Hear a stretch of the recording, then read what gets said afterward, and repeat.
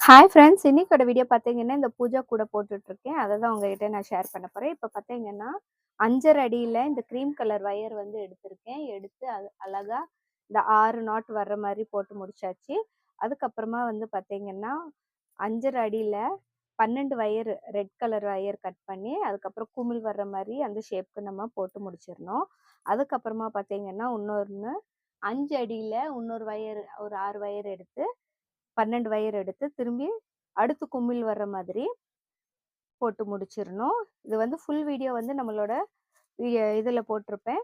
அத நீங்க போய் பார்த்துக்கலாம். அதுக்கப்புறமா வந்து பார்த்தீங்கன்னா, இதே மாரி இந்த சைட்ல எல்லாம் போட்டு முடிச்சுட்டு, இப்ப மேல ஏத்தி வந்துட்டுருக்கேன். இப்ப வந்து இந்த சைட்ல இப்படி போயிட்டுருக்கு.